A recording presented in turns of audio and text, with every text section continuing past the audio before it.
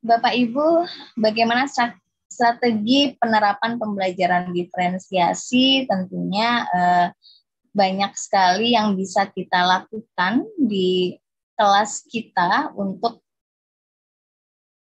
memenuhi kebutuhan belajar murid. Next.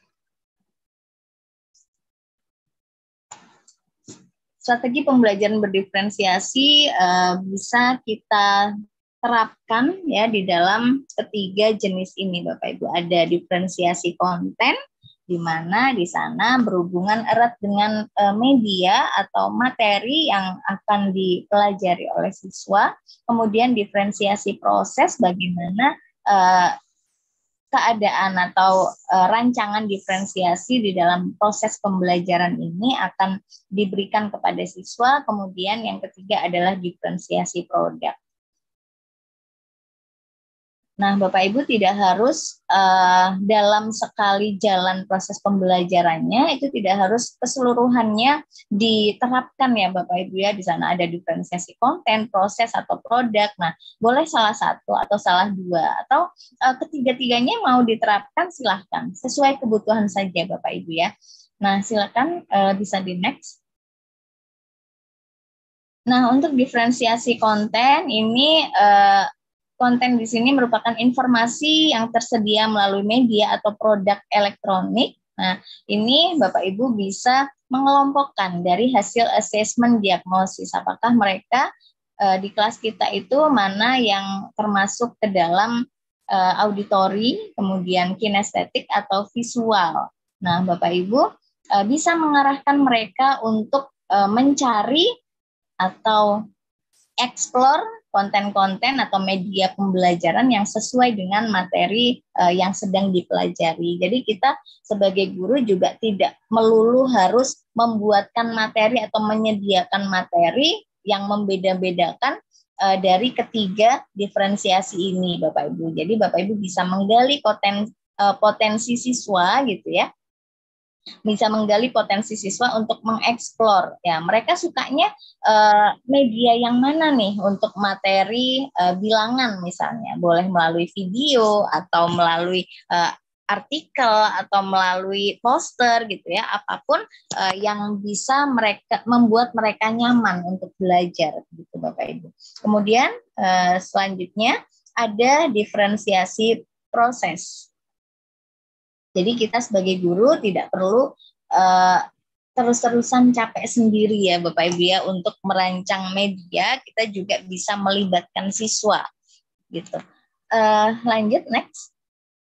Yang kedua adalah diferensiasi proses. Di dalam kegiatan ini, guru perlu memahami apakah murid akan belajar secara berkelompok atau mandiri.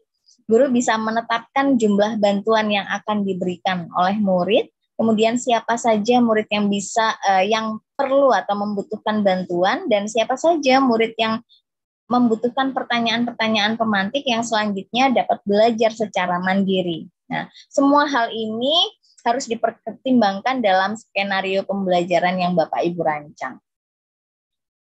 Nah, Bapak Ibu kalau membutuhkan referensi diferensiasi proses atau info apapun gitu ya, boleh nanti Bapak Ibu juga bisa memanfaatkan teknologi AI ya Bapak Ibu ya. Bapak Ibu akan memperoleh banyak sekali inspirasi di sana. Kemudian di platform Merdeka Mengajar juga itu sudah banyak yang berbagi terkait diferensiasi proses. Nanti juga akan saya bagikan contoh buku diferensiasi. Ya, next. Nah, cara yang dapat dilakukan di dalam diferensiasi proses di sini kegiatannya berjenjang, di mana semua murid bekerja membangun pemahaman yang sama, tetapi dilakukan dengan dukungan, tantangan, dan kompleksitas yang berbeda. Di diferensiasi proses di sini juga memfasilitasi lama waktu yang murid bisa ambil untuk menyelesaikan tugas. Dalam hal ini, untuk memberikan dukungan bagi murid yang mengalami kesulitan atau sebaiknya mendorong murid yang cepat untuk mengejar topik secara lebih mendalam lagi. Bisa diberikan tugas-tugas tambahan boleh untuk murid yang menyelesaikan lebih cepat. Jadi opsi kegiatannya ditambah gitu ya, atau bisa menjadi tutor sebaya untuk temannya. Kemudian mengembangkan kegiatan yang bervariasi yang mengakomodasi gaya belajar visual, auditori dan kinestetik. Jadi tidak mengkotak-kotakan juga gitu Bapak Ibu ya, tapi memberikan konten atau proses pembelajaran yang mengakomodir dari ketiga diferensiasi ini. Kemudian menggunakan pengelompokan yang fleksibel yang sesuai dengan kesiapan, kemampuan, dan minat murid. Menyediakan pertanyaan pemandu atau pemantik atau tantangan melalui sudut-sudut minat dengan tentunya akan mendorong murid mengeksplorasi berbagai materi yang dipelajari. Kemudian membuat agenda individual untuk murid, misalnya guru di sini bisa membuat daftar tugas berisi pekerjaan umum untuk seluruh kelas serta daftar pekerjaan yang terkait dengan kebutuhan individual murid. Jika murid yang sudah selesai mengerjakan tugas secara umum untuk seluruh siswa, ini mereka bisa mengambil tugas atau kegiatan tambahan untuk mengisi waktu mereka supaya bisa terfasilitasi gitu ya Bapak Ibu ya. Karena tidak hanya siswa yang lower learner gitu ya yang membutuhkan layanan kita, tapi siswa yang fast learner ya belajarnya cepat itu juga mereka perlu difasilitasi Bapak Ibu supaya semuanya bisa belajar sesuai dengan level atau porsinya masing-masing. Next.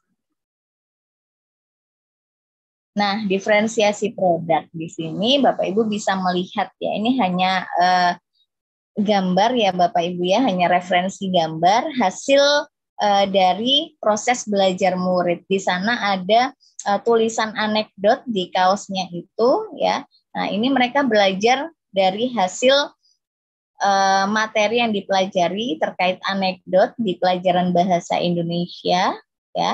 Ini mereka menyampaikan atau merangkum materi tersebut ke dalam atau mengungkapkan ke dalam sebuah kaos gitu ya Bapak Ibu ya. Nah, di sini Bapak Ibu bisa melihat terkait diferensiasi produk. Kita tidak bisa menyamaratakan seperti Pak Lukman tadi ya.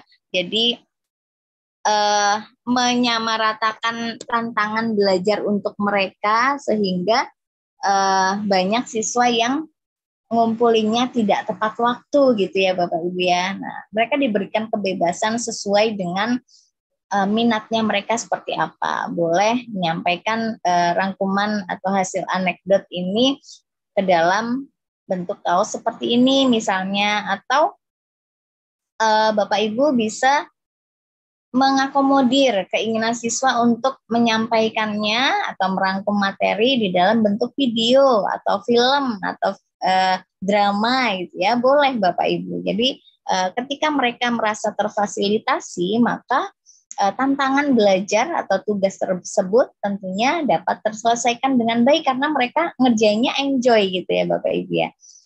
Ya, lanjut.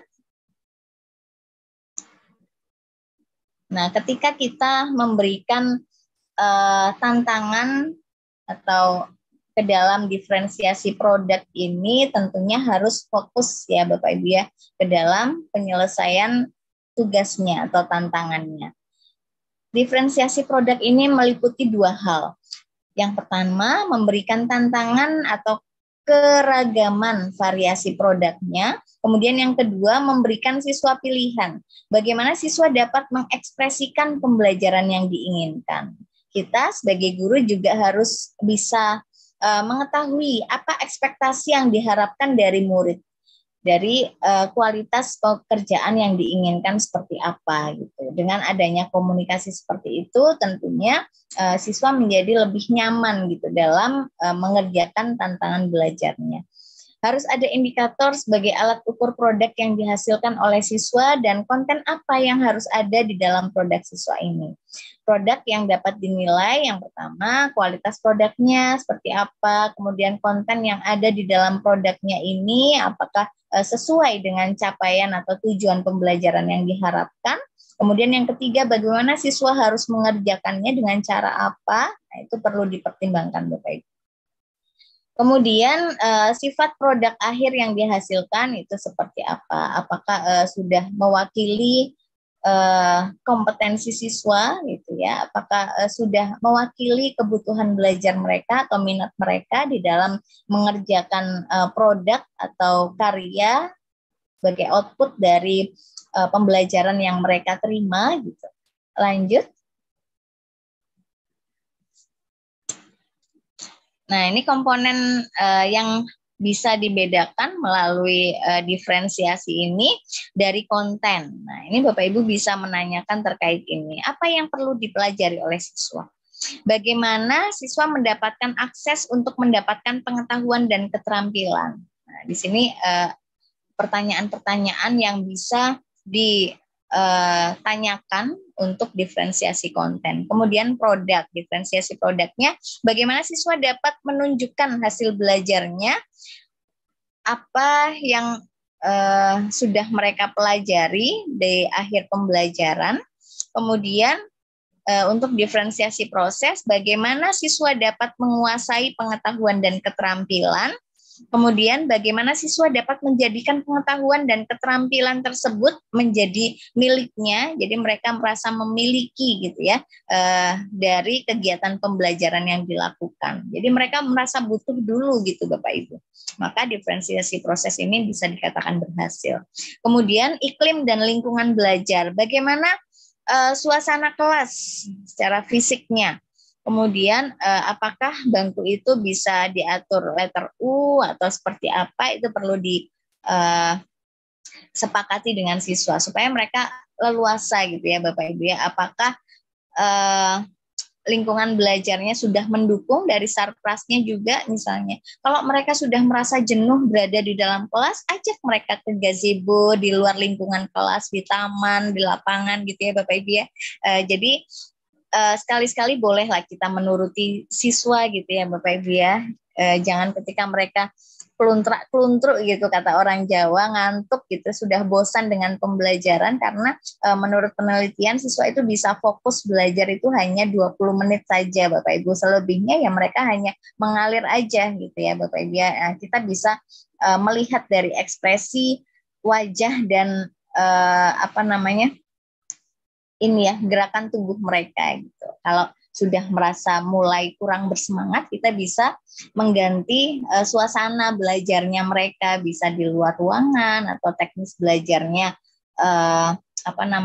dengan model-model pembelajaran seperti apa, monggo bisa dikreatifkan gitu ya Bapak Ibu ya. Bagaimana iklim belajar yang menyenangkan dan memberi semangat belajar bagi siswa ya. Bapak Ibu bisa memberikan ice breaking, bisa di awal, energizing di tengah-tengah misalnya untuk membangkitkan atau memfokuskan mereka kembali ke dalam pembelajaran. Kemudian bagaimana interaksi antara guru dan siswa di dalam pembelajaran,